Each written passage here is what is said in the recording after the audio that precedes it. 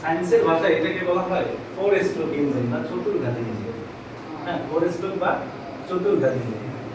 তো এই চতুর্ঘাত ইঞ্জিনটার একদম শুরুটা মানে সকল ইঞ্জিনের ফাদার বা বাবা যাকে বলে সেই ইঞ্জিনটার নাম হচ্ছে কার্নো ইঞ্জিন। তোমরা মনে হয় নাম শুনতে পারো, কার্নো ইঞ্জিন। তো সেই কার্নো ইঞ্জিনের আমি একটা ড্র করবো, সেই ড্র থেকে আমি কিছুটা হলেও ধারণা দেওয়ার চেষ্টা করবো যে কিভাবে একটা গাড়ির ইঞ্জিন বা একটা পেট্রোল ইঞ্জিন কাজ করে। ঠিক আছে, তো দেখো আগে সেটা বুঝতে হবে। তো দেখো একটু না বুঝলে মানে না দেখা গেলে আমাকে বলবো, দেখা যায় না।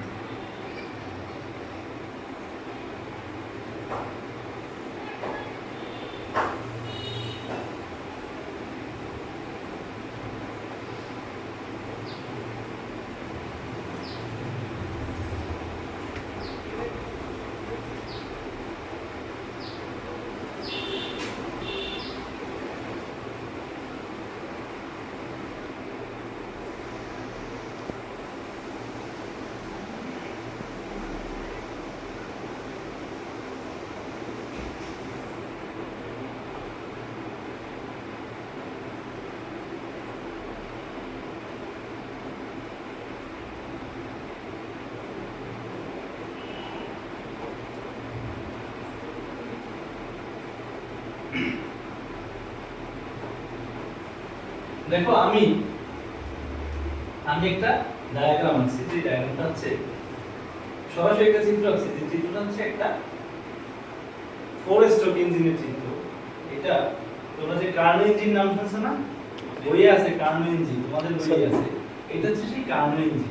1 মিনিট 20 সেকেন্ড। এখন কার্নো ইঞ্জিনটা চলো কেটে দিলাম। দেখো আমি পার্টগুলোকে আগে পরিচয় করে দিই। এই যে অংশটা আমি আঁকছি, এই অংশটাকে বলা হয় পিস্টন, এটাকে বলা হয় পিস্টন। হ্যাঁ, এই পিস্টনটা এরকম এরকম ওঠানামা করে। তোমরা পাশের অ্যানিমেশনে দেখতেছো, এই যে এটা কিন্তু পিস্টন, এই যে একটা দুইটা তিনটা চারটা, এখানে চারটা পিস্টন। এটা হচ্ছে, এটাকে বাংলায় বলে ফোর সিলিন্ডার ইঞ্জিন, বুঝছো? Four cylinder engine.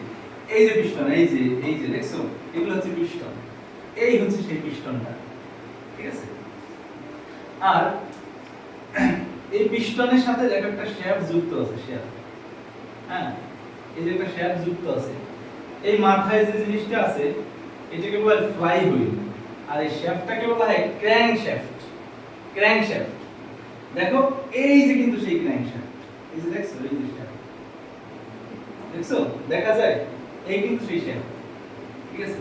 এখন ইঞ্জিনটা কিভাবে কাজ করে দেখো, আমি এখানে দুইটা লাইন আনছি, একটা লাইন আর একটা লাইন। দেখো এইখানে একটা ভালভ থাকে, ভালভ, এরকম একটা ভালভ থাকে। ভালভটা কি জানো? মনে করো একবার ওপেন হবে একবার বন্ধ হবে, একবার ওপেন হবে একবার বন্ধ হবে। আবার এই পাশেও একটা ভালভ থাকে, এই ভালভটাও একবার ওপেন হবে একবার বন্ধ হবে। এখন দেখো এই ভালভ দিয়ে আমরা প্রথমে করব কি, উচ্চ চাপ মানে উচ্চ চাপ দিয়ে অক্সিজেন সমৃদ্ধ ফুয়েল, যেমন হচ্ছে পেট্রোল, এটাকে আমি এটার মধ্যে প্রবেশ করাবো। কি বলছি? উচ্চ চাপ এবং অক্সিজেন যুক্ত ফুয়েল আমি এখান দিয়ে প্রবেশ করাবো, ঠিক আছে? তো উচ্চ চাপ দিয়ে আমি যে পেট্রোলটা প্রবেশ করাবো, সেজন্য কিন্তু একটা আলাদা যন্ত্রের দরকার না, কারণ পেট্রোল তো নরমালি যাবে। তাহলে ওটাকে যদি হাই প্রেসার দিয়ে আমি ঢুকাইতে চাই, সাথে আবার অক্সিজেনও দিতে চাই, তাহলে আমার আলাদা একটা যন্ত্র দরকার। সেই যন্ত্রটার নাম হচ্ছে কার্বুরেটর। তোমরা নাম শুনছো, গাড়ির কার্বুরেটর। হ্যাঁ, কার্বুরেটরের কাজ হচ্ছে পিচকিরি যেন তো নয় যে গলির সময় ব্যবহার করে, এরকম চাপ দিয়ে খুব জোরে মানে বের হয়, কিন্তু সেটা বাষ্প আকারে বের হয়। হ্যাঁ, অক্সিজেন সমৃদ্ধ এরকম বাষ্প আকারে বের হয়। ওই পিচকিরির যে কাজটা, কার্বুরেটরেরও ঠিক একই কাজ। কার্বুরেটরের কাজ হচ্ছে পেট্রোলকে উচ্চ চাপ দিয়ে বাইর করে দেওয়া। মানে কার্বুরেটরের মধ্যে পেট্রোল ঢুকছে মানে ওরে উচ্চ চাপ দিয়ে ইগনিশন করে দিবে, বুঝছো? তো সেই উচ্চ চাপ যুক্ত পেট্রোল এই চেম্বার দিয়ে এই জায়গাটায় আসবে। এই জায়গাটার নাম হচ্ছে সিলিন্ডার, বুঝছো? তো এই জায়গাটার নাম হচ্ছে সিলিন্ডার। তো এই সিলিন্ডারের মধ্যে আসার পরে দেখো এখানে মানে ওয়েলিং হয় দুইটা দিয়ে আবার ওই যে গ্যাসগুলা পোড়া গ্যাসগুলা যে ধোঁয়াগুলা সেটা বের হয়ে যায়। কি কথা কি বুঝতেছো আমার বিষয়টা? মানে দুইটা ভালভ দিয়া ইঞ্জিনের মধ্যে জ্বালানি ঢুকে পেট্রোল, আর যে দুইটা ভালভ আছে সেই দুইটা ভালভ দিয়ে কালো ধোঁয়া বেরিয়ে যায়। ঠিক আছে, এই হচ্ছে তোমার মানে মোটামুটি বেসিক অপারেশনটা। আর ওই যে নিচে নামতে উঠতেছে ওখানে একটা ঘূর্ণন সৃষ্টি হয়, ওই ঘূর্ণনটাই হচ্ছে গিয়ারের সাহায্যে চাকায় কনভার্ট করা হয়। হ্যাঁ, যখন মেশিন চলে গিয়ার ফলাই চাকা ঘুরে গাড়ি চলে। বুঝতে পারছো? দেখো স্যার পরবর্তী আছে পরবর্তী সামনে রাখা